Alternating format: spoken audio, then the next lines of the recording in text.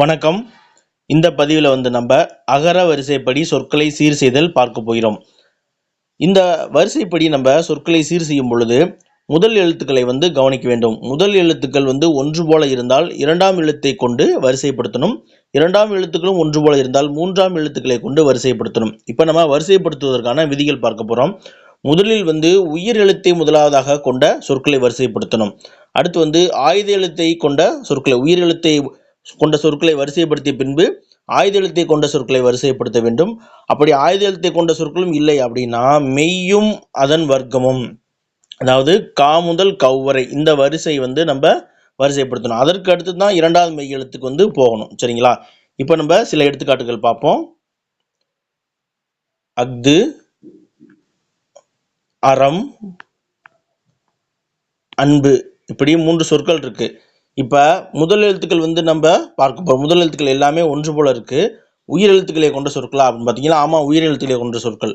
அப்போ இரண்டாவது எழுத்தை நம்ம பார்க்கணும். இரண்டாவது எழுத்தாக என்ன வரணும்? உயிர் எழுத்து வராது. அப்போ அடுத்து இரண்டாவது விதி என்னது? ஆயுத எழுத்து வந்திருக்கா அப்படின்னு பார்த்தோம்னா ஆயுத எழுத்து இருக்கு. அப்போ அந்த சொல்ல முதலாவதாக எடுத்துக்கணும். இது முதல் ஒன்று. அடுத்து மெய்யும் அதன் வர்க்கமும். வரிசையாக பார்த்தீங்கன்னா மெய் எழுத்துக்கள் எந்த எழுத்து முன்னாடி வரும்னா இந்த ரகரத்திற்கு உண்டான மெய் தான் முன்னாடி வரும். அந்த மெய் இல்லை, ஆனாலும் அந்த மெய்யினுடைய வர்க்கமான ரகரம் இருக்கு. அப்போ இந்த சொற்களை இரண்டாவதாக எடுத்துக்கணும்.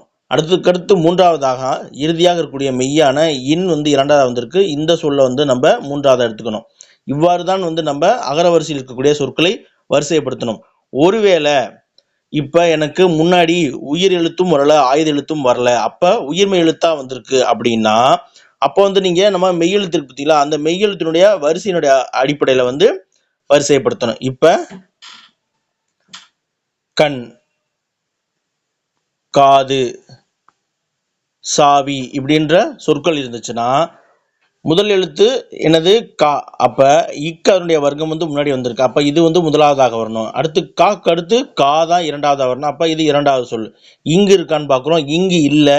அடுத்து அதனுடைய வரிசை எதுவுமே இல்லை. அடுத்து மூன்றாவதாக சா இருக்கு. அப்போ சாவிங்கிற சொல் மூன்றாவதாக வரிசைப்படுத்தணும். இவ்வாறு தான் நம்ம அகர வரிசையில் சொற்களை வரிசைப்படுத்த வேண்டும். விதியை மீண்டும் ஞாபகத்துக் கொள்ளுங்கள். முதலில் உயிர் எழுத்துக்களை கொண்ட சொற்களை வரிசைப்படுத்த வேண்டும். அதாவது உயிர் எழுத்துக்கள் ஆலிருந்து அவ் வரைக்கும் முதலாவதாக கொண்ட சொற்களை வரிசைப்படுத்திய பின்பு இரண்டாவதாக ஆயுத எழுத்தை கொண்ட சொற்களை வரிசைப்படுத்த வேண்டும். மூன்றாவதாக மெய்யும் அதன் வர்க்கம், அதாவது முதலில் மெய்யெழுத்து இரண்டாவதாக வந்திருக்கான்னு பார்க்கணும். அந்த மெய்யெழுத்து மெய்யெழுத்தை கொண்ட சொற்களை வரிசைப்படுத்திட்டு பின்பு தான் அதனுடைய வர்க்கத்திற்கு போகணும். நன்றி.